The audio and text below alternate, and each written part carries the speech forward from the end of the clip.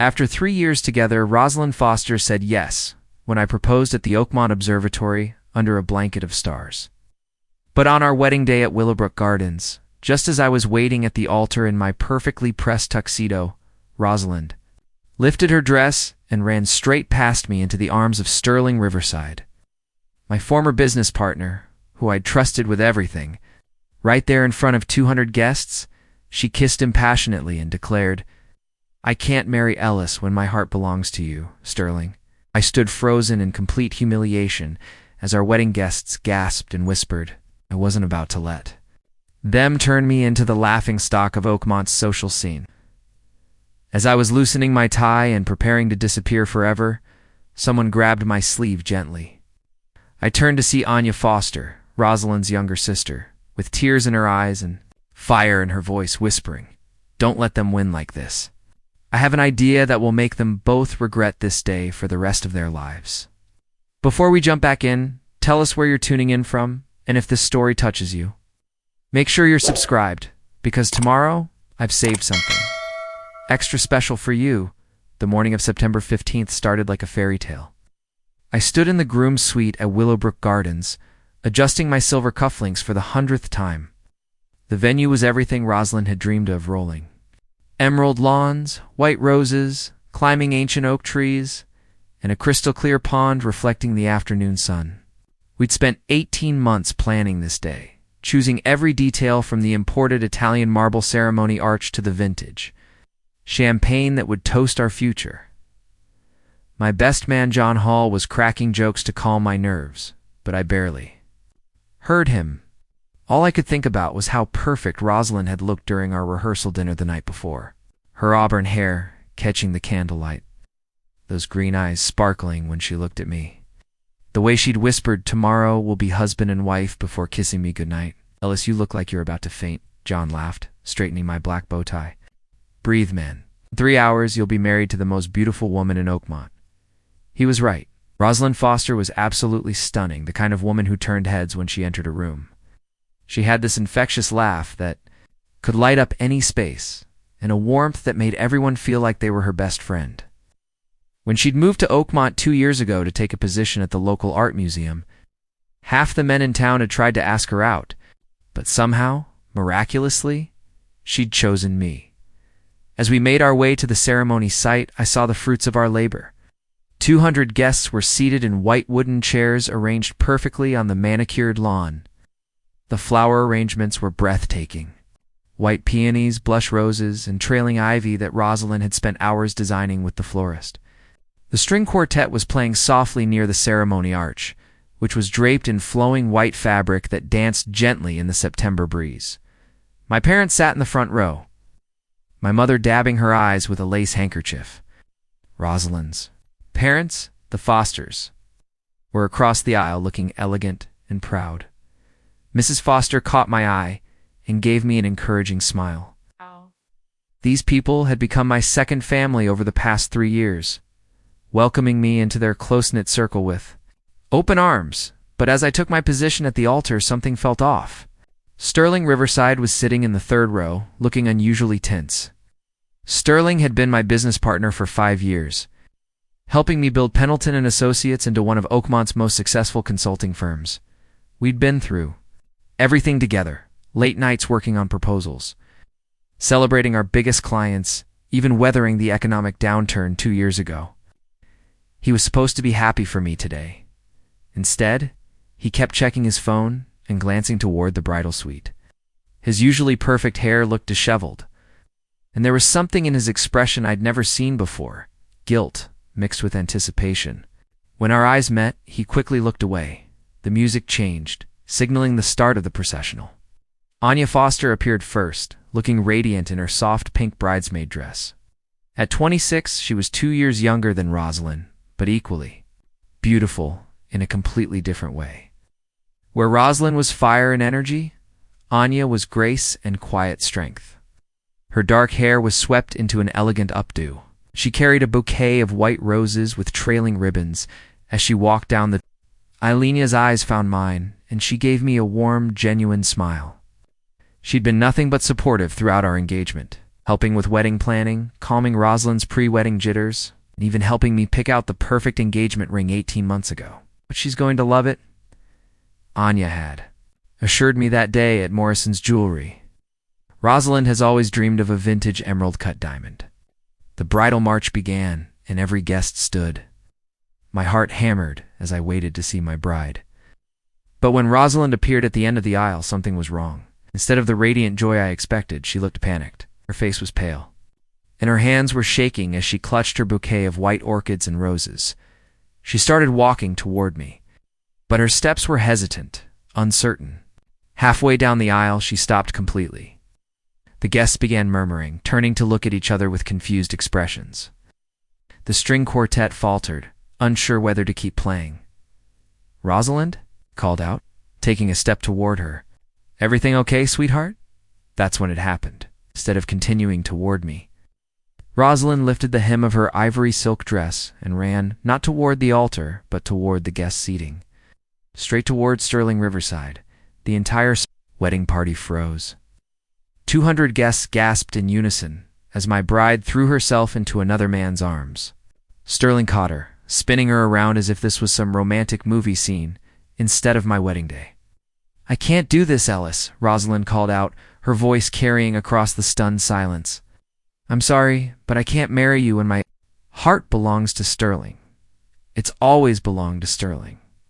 Sterling held her face in his hands and kissed her deeply, right there in front of everyone. The wedding guests erupted in shocked whispers and gasps. Someone's aunt fainted. Mrs. Foster let out a strangled cry.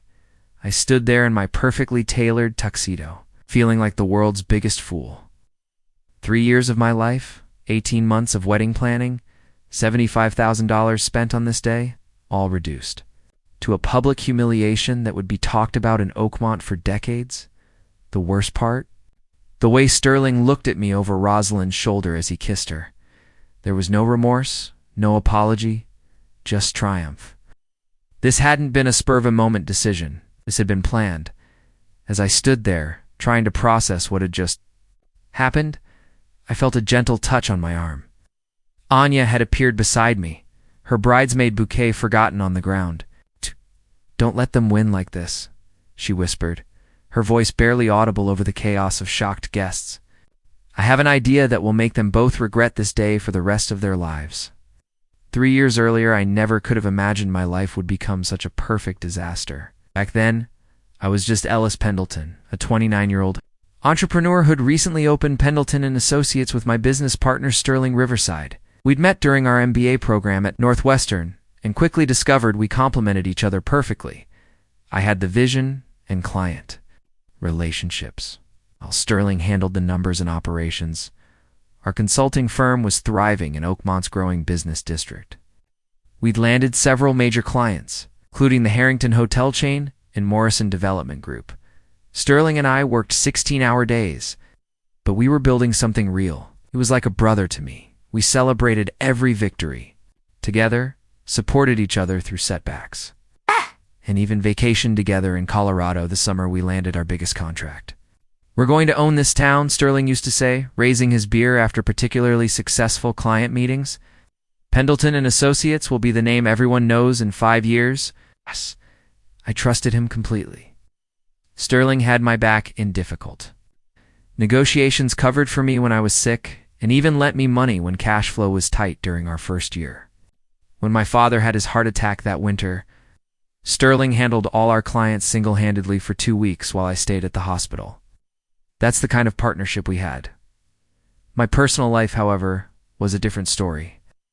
I'd been single for almost 2 years after a disastrous relationship with a woman who turned out to be more interested in my growing bank account than in me. I'd thrown myself into work. I was convinced that love was just a distraction from building the empire Sterling and I had planned. Then Rosalind Foster walked into Cafluna on a rainy Thursday afternoon in October. I was having lunch with Sterling, reviewing proposals for a new client, when she appeared at the counter. Auburn hair that caught the light from the cafe's vintage chandeliers. Wearing an emerald green coat that brought out the most incredible eyes I'd ever seen. She ordered a lavender latte and a croissant, then sat alone at a corner table reading. What looked like an art history book? Go talk to her, Sterling urged, following my gaze. When's the last time you saw someone who made you forget what you were saying mid-sentence? He was right. I'd completely lost track of our conversation about quarterly projections. There was something magnetic about this woman, the way she turned pages so carefully. How she smiled slightly at whatever she was reading, the graceful way she lifted her cup. I don't even know what I'd say, I admitted, suddenly feeling like an awkward teenager. Sterling laughed. You negotiate million-dollar deals for breakfast, but you can't talk to a beautiful woman. Come on, Ellis. What's the worst that could happen? Preparing and narrating this story took us a lot of time, so if you are enjoying it, subscribe to our channel. It means a lot to us. Now back to the story. With Sterling's encouragement, I walked over to her table. Excuse me, I hope this isn't too forward, but I noticed you're reading about Renaissance art. Are you studying art history? She looked up with those stunning green eyes and smiled. Actually, I'm an art curator. I just moved here from Chicago to work at the Oakmont Museum of Fine Arts. I'm Rosalind Foster. Ellis Pendleton, I said, extending my hand. Welcome to Oakmont. How are you finding it so far? Charming, but I don't know anyone yet. It's a bit lonely, honestly. Without thinking, I said, well, now you know me. And if you'd like, I could show you some of Oakmont's hidden gems. I've lived here my whole life. Rosalind's smile brightened. I'd love that. Our first date was that Saturday. I took her to Thornfield Park for the Autumn Festival, where local artists displayed their work along winding paths lined with maple trees. Rosalind was enchanting. She knew the history behind every artistic technique, told fascinating stories about famous paintings, and made me see beauty in details I'd never noticed before. Look at how the light hits those bronze sculptures, she said, stopping to admire a local artist's work. The way shadow and brightness play together creates entirely different emotions depending on your viewing angle. I found myself falling for her intelligence as much as her beauty. Rosalind had this infectious enthusiasm for life, art, and discovering new experiences. She made everything feel more vibrant, more meaningful. Sterling met Rosalind a week later when I brought her to our office Halloween party. I was dressed as a 1920s businessman, while Rosalind had transformed herself into a stunning flapper with a beaded dress and elegant headband. So this is the mysterious woman who's been keeping Ellis distracted, Sterling said with his charming smile, taking Rosalind's hand and kissing it theatrically. I'm Sterling Riverside, Ellis's partner in crime. Rosalind laughed. The infamous Sterling. Ellis talks about you constantly. Says you two are building an empire together. Yes. The plan, Sterling replied, though I suspect Ellis might have found something more important than business success. Over the following months, Sterling became a regular part of our social circle. The three of us would have dinner at Rosalind's favorite restaurant, Bella Vista, every Friday night. Sterling was the perfect third wheel, witty, engaging, and genuinely supportive of our relationship. He'd joke about being our official photographer during romantic outings, always offering to take pictures of Rosalind and me. You two are disgustingly perfect together, Sterling would tease. It's like watching a romantic comedy, except you're actually likable. Rosalind adored Sterling's humor and charm. He's exactly the kind of friend every couple needs, she told me one evening as we walked through downtown Oakmont. Someone who celebrates your happiness instead of being jealous of it. I couldn't have agreed more. Sterling seemed genuinely happy for us, always asking about our relationship, remembering important dates like our monthly anniversaries, and even helping me plan romantic surprises for Rosalind. When I decided to propose after 2.5 years together, Sterling was the first person I told. We were working late at the office, and I couldn't contain my excitement any longer. I'm going to ask Rosalind to marry me, I announced, pulling out the emerald-cut diamond ring I'd been hiding in my desk drawer. Sterling's face lit up. Ellis, that's incredible. She's going to say yes, absolutely. When are you going to do it? Next weekend at the Oakmont Observatory. She loves stargazing, and I thought it would be romantic. Sterling clapped me on the back. Perfect choice. Rosalind's lucky to have someone who pays attention to what makes her happy. The proposal went exactly as planned. Under a canopy of stars at the observatory, I got down on one knee and asked Rosalind to be my wife, her tears of joy the way. She threw her arms around me, the way she kept staring at the ring in wonder. It was the most perfect moment of my life. Sterling was the first person we called with the news. He arrived at Rosalind's apartment 20 minutes later with champagne, in an enormous bouquet of roses. "To the future, Mr. and Mrs. Pendleton," he toasted, raising his glass. "May your marriage be everything you've dreamed of, and more." Looking back now, I realized that was the moment everything started falling apart. Because Sterling wasn't just celebrating our engagement, he was studying it, learning exactly how much this marriage meant to me. He'd know precisely how to destroy it. But at the time, all I saw was my best friend and business partner supporting the most important decision of my life. I trusted Sterling with everything, my business, my secrets, my happiness. I never imagined he was planning to take it all away. The trouble began 6 months after our engagement, though I was too blind to see it at first. It started with small things. Sterling canceling our usual Thursday night poker games because he had emergency client calls. Rosalind seeming distracted during our dinner dates, finding excuses to bring Sterling into conversations that had nothing to do with business. Sterling thinks we should honeymoon in Tuscany instead of Greece. Rosalind mentioned one evening as we walked through Ashford Park. He went there last summer and said the art museums in Florence are incredible. "Since when do you and Sterling discuss our honeymoon?" I asked, genuinely puzzled. "I thought you wanted to go somewhere more private and romantic." Rosalind shrugged, but I caught something strange in her expression, a fleeting look of guilt, before she quickly smiled. "He just happened to mention it when we ran into each other at the coffee shop yesterday. He knows how much I love Renaissance art." This became a pattern. Sterling's opinions started infiltrating every aspect of our wedding planning. Rosalind would casually mention that Sterling thought the band we'd chosen was too traditional, or that Sterling believed the flower arrangements needed more sophisticated color palettes.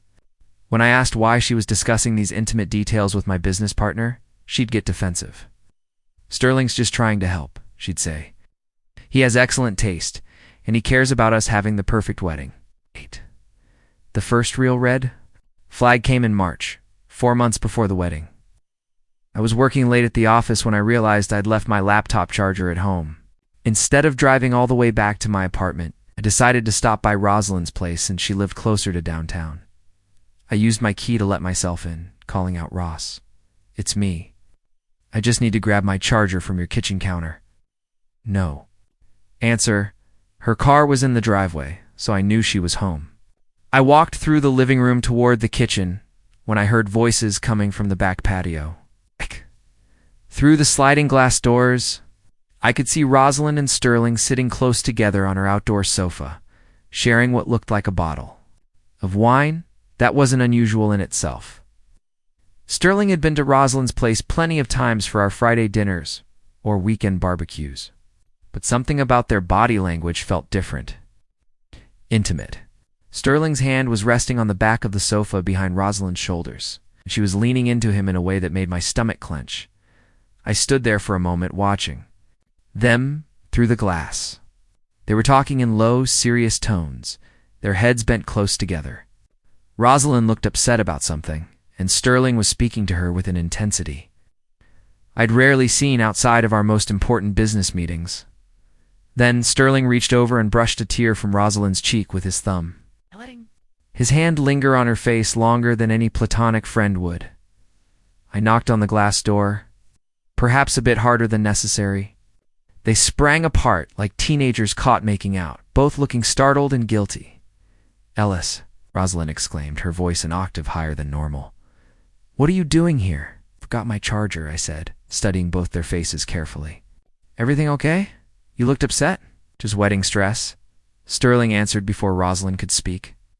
"You know how it is, lots of decisions to make, family pressure, all that typical pre-wedding anxiety." Rosalind nodded quickly. Sterling was just giving me advice about dealing with my mother's opinions on the catering menu. Something about their synchronized explanation felt rehearsed, but I pushed down my suspicions. These were the two people I trusted most in the world. Surely I was just being paranoid. "Well, next time just call me if you're stressed," I said to Rosalind, forcing a smile. "That's what fiancés are for." Sterling stood up, straightening his shirt. "I should get going anyway. Early meeting tomorrow." He kissed Rosalind's cheek, which was normal for him, but again, seemed to last a beat too long. After Sterling left, I tried to talk to Rosalind about what I'd witnessed, but she dismissed my concerns. "You're being ridiculous, Ellis. Sterling's been our friend for almost 3 years. He's practically like a brother to both of us." But the incidents kept multiplying. I'd call Rosalind's office and be told she was at lunch, only to discover later that Sterling had also been at lunch at the same time. They'd share inside jokes I didn't understand. Rosalind started wearing perfume I'd never smelled before, something expensive and sophisticated that Sterling complimented enthusiastically. The breaking point came in early July, just 2 months before the wedding. I was supposed to meet Rosalind for dinner at Bella Vista, our usual Friday night spot. When I arrived, the hostess told me my table was ready and led me to our regular booth in the back corner, but Rosalind wasn't alone. She was there with Sterling, and they didn't see me approaching because they were completely absorbed in each other.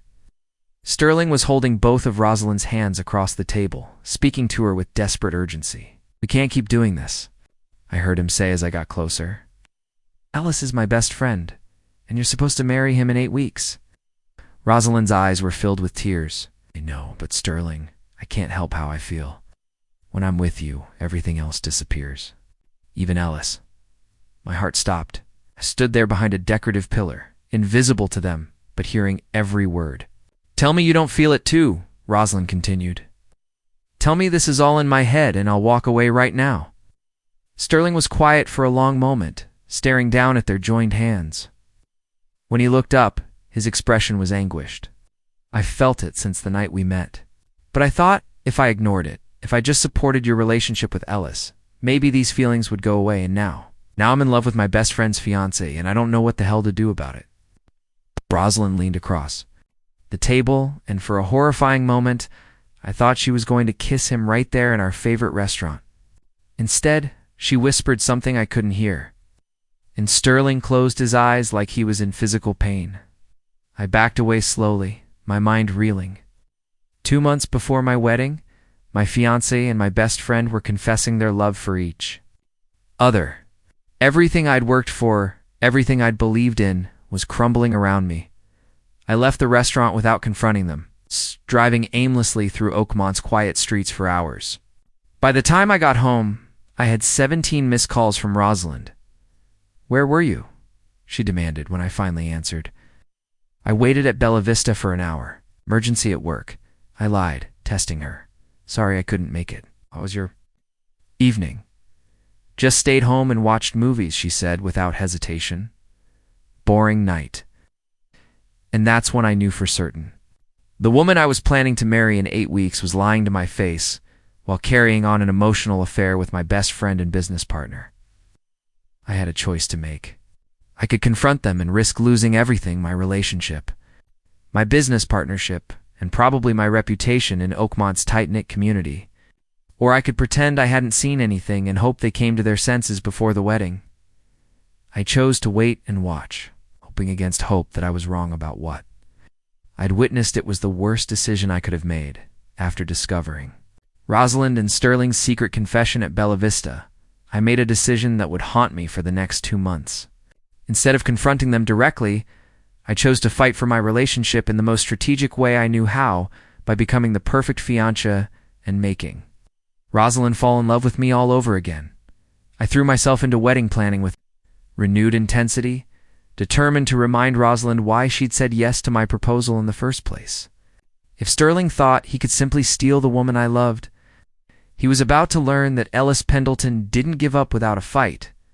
The next morning, I showed up at Rosalind's apartment with her favorite lavender coffee and fresh croissants from Caf Luna, the same place where we'd first met. When she opened the door, still in her silk pajamas with her hair tousled from sleep, I felt that familiar flutter of attraction that had captured me 3 years ago. "Ellis, what's all this?" she asked, looking genuinely surprised and pleased. "I realize I've been so busy with work lately that I haven't been giving you the attention you deserve," I said, stepping into her kitchen and setting up an impromptu breakfast. 8 weeks until our wedding, and I want every moment between now and then to be special. For the first time in months, Rosalind's smile seemed completely genuine. "You're amazing, you know that?" I pulled her close, breathing in the scent of her hair, and whispered, "I love you, Rosalind Foster, more than you'll ever know." She melted into my arms, and for a moment I let myself believe that everything would be okay. Over the following weeks, I launched what I privately called Operation Win Back Rosalind. I surprised her with tickets to the Metropolitan Opera's touring production of La Traviata, knowing her passion for classical music. I arranged for private tours of art, galleries in Chicago where we'd spend entire weekends exploring her favorite Renaissance collections. I even commissioned a local artist to create a custom portrait of us from our engagement photos, planning to give it to her as a wedding gift. "You've been so romantic lately, Rosalind," said one evening as we walked along the lake path behind Thornfield Park. "It reminds me of when we first started dating." "Maybe I just want to make sure you know how much you mean to me," I replied, taking her hand. Sterling mentioned the other day that couples sometimes take each other for granted. As the wedding approaches, I watched her face carefully when I mentioned Sterling's name. Sure enough, a shadow crossed her expression, guilt mixed with something else I couldn't quite identify. "What exactly did Sterling say?" she asked, trying to sound casual. "Just that he's seen couples get so caught up in wedding stress that they forget why they fell in love in the first place. Smart guy, my business partner." Rosalind squeezed my hand tighter. "He is smart. Sometimes I think he understands relationships better than people who are actually in them." The irony of her statement was almost unbearable, but my campaign wasn't just about romantic gestures. I also decided to subtly interfere with Sterling and Rosalind's opportunities to be alone together. When Sterling suggested our usual Friday night dinners at Bella Vista, I'd counter with, "Actually, I made reservations at that new place downtown. Just the two of us tonight, we need some couple time." When Rosalind mentioned running errands, on Saturday afternoons I'd offer to join her or suggest we do something together instead. I started working from home more often, which meant fewer opportunities for Sterling to casually stop by.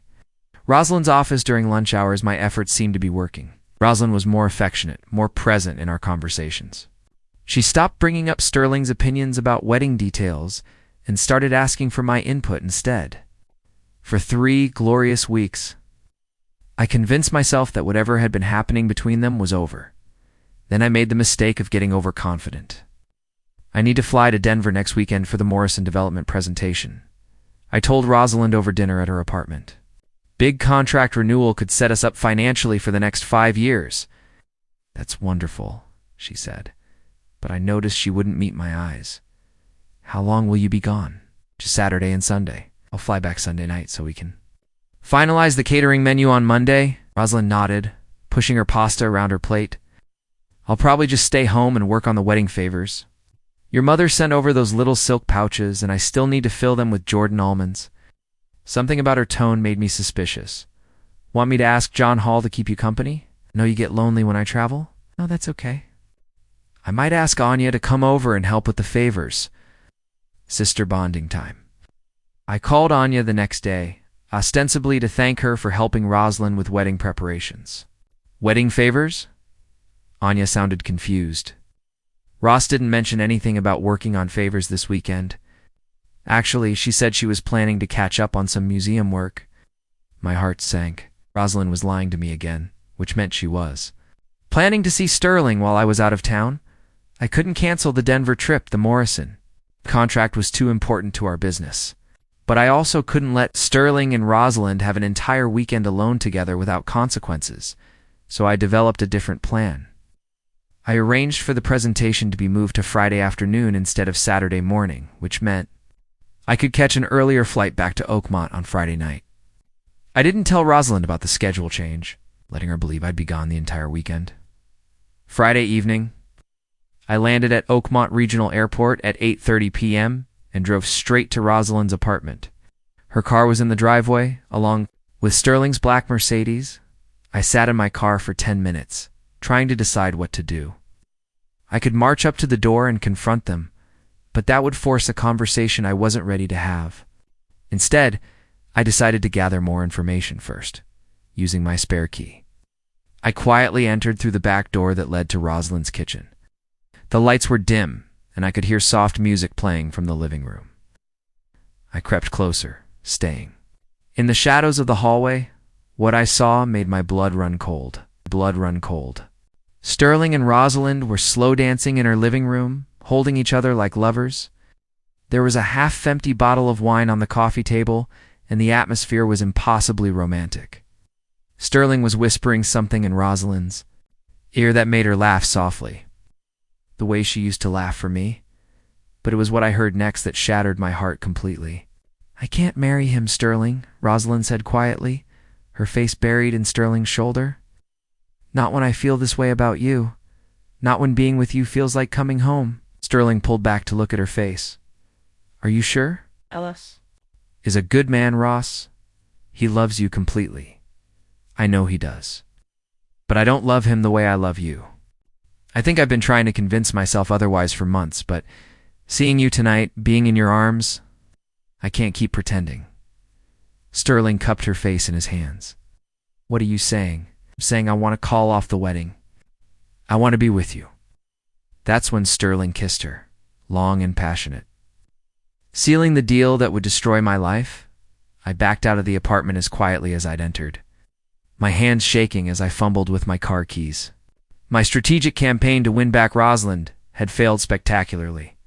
Despite all my romantic gestures, expensive gifts, and careful manipulation of their schedules, she had chosen Sterling as I drove home through Oakmont's empty streets. One thought kept echoing in my mind. I had 6 weeks to figure out how to stop my wedding from becoming the biggest humiliation of my life. But first, I had to decide whether I was going to fight for a woman who clearly didn't want to be fought for, or find a way to salvage my dignity from this mess. The problem was, I still loved her enough to consider both options. The next 6 weeks became a living nightmare disguised as wedding preparation bliss. While Rosalind had privately decided to call off our wedding to be with Sterling, she continued the charade publicly, leaving me trapped in an impossible situation. I couldn't expose their affair without concrete proof. I couldn't bring myself to call off the wedding without giving her a chance to come clean. So, I did what any rational man would do. I started losing my mind. The first major complication hit just 3 days after I'd witnessed their confession of love. Rosalind's mother, Patricia Foster, called to schedule a final wedding planning meeting at their family estate in Millbrook Heights. "Ellis, darling, we need to finalize the seating arrangements," Patricia announced over the phone with her usual commanding tone. The Ashworth family specifically requested to be seated near the dance floor, and we simply must accommodate them. Their donation to the museum's Renaissance wing was quite generous. I sat in my office, staring at Sterling across our shared workspace, as he pretended to review quarterly reports. How was I supposed to plan seating arrangements for a wedding that the bride secretly wanted to cancel? Of course, Mrs. Foster, whatever Rosalind wants. Wonderful. Saturday afternoon at 2. And Ellis, bring Sterling along. Rosalind mentioned he's been such a help with the planning, and we could use another set of eyes on the logistics. My stomach dropped. Sterling. Why would we need Sterling there? You know how these things are. The more input, the better. Besides, Rosalind seems to value his opinion so much. After I hung up, Sterling looked over with what I now recognized as carefully crafted concern. "Everything all right? You look pale." "It's just wedding stress," I managed. "Mrs. Foster wants you to come to the planning meeting on Saturday." Sterling's expression flickered just for a split second with something that looked like panic before, settling back into his trademark smile. "Sure, whatever helps." Saturday's meeting was torture. For 3 hours, I sat at the Foster's mahogany dining table, watching Rosalind and Sterling exchange meaningful glances while pretending to care about centerpiece heights and cocktail hour timing. Patricia Foster, completely oblivious to the undercurrent of tension, treated Sterling like a beloved son-in-law. "Sterling, you have such excellent taste." Patricia gushed when he suggested moving the jazz quartet closer to the cocktail area. "Rosalind is so lucky to have such supportive friends. Just want everything to be perfect for Ellis and Rosalind," Sterling replied smoothly. "They deserve the best, eh?" The irony was suffocating. But the real complications began the following week, when I made the mistake of confiding in John Hall, my best man and oldest friend. I'd been carrying this secret alone for weeks, and the isolation was eating me alive. "You're telling me Rosalind is cheating with Sterling?" John asked, nearly choking on his beer as we sat in Murphy's Tavern after work. "Ellis, that's insane. Are you absolutely sure?" I told him everything: the restaurant confession, the slow dancing, Rosalind's declaration that she wanted to call off the wedding. John listened with growing horror. "Dude, you have to call off this wedding. You can't marry someone who's in love with your business partner. But what if I'm wrong? What if I misunderstood what I saw?" John stared at me like I'd lost my mind. He watched them slow dance and confess their love. "How could you possibly misunderstand that? Maybe it was just a moment of weakness. Maybe they realized it was a mistake and ended it." "Ellis, listen to yourself. You're making excuses for a woman who's about to humiliate you at the altar." John's advice was logical, but it came with devastating consequences I hadn't anticipated. Within days, I noticed him treating Sterling differently at our weekly poker games.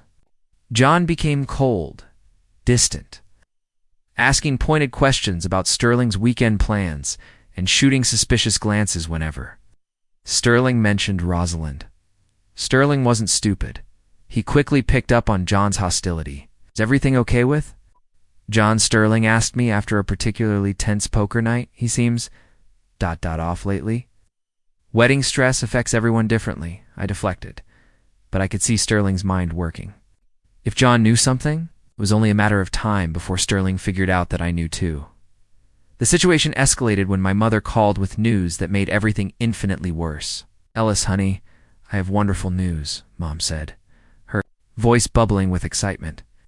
"Your cousin Rebecca is flying in from Seattle for the wedding, and she's bringing the twins. It'll be such a beautiful family reunion." More relatives meant more witnesses to my potential humiliation. But that wasn't the worst part. Oh, and Sterling's mother called me yesterday. "Apparently Sterling has been raving about how perfect Rosalind is for you. She's so excited to see you to get married." Sterling had been talking to his mother about my relationship. The manipulation ran deeper than I'd imagined. Then came the financial complications. As the wedding date approached, final payments were due to vendors. Country club reception required $15,000 2 weeks before the event. The photographer needed $8,000. The florist demanded $12,000 for the elaborate arrangements Rosalind had designed. Under normal circumstances, these payments wouldn't have been a problem. But knowing that Rosalind planned to call off the wedding, every dollar felt like money thrown into a fire. Yet I couldn't stop the payments without revealing that I knew about her plans. The worst part was that Sterling, as my business partner, had access to our company finances. When I hesitated over the country club payment, he noticed immediately. "Cold feet about the expenses?" Sterling asked, reviewing our business account statements. "Don't worry, man. Weddings are expensive, but you've got the rest of your life." To make it back, the audacity was breathtaking. Sterling was encouraging me to pay for a wedding he planned to destroy, but the breaking point came when I overheard a conversation that revealed just how long this betrayal had been brewing. I was working late at the office, trying to distract myself with client proposals, when I heard voices in the conference room.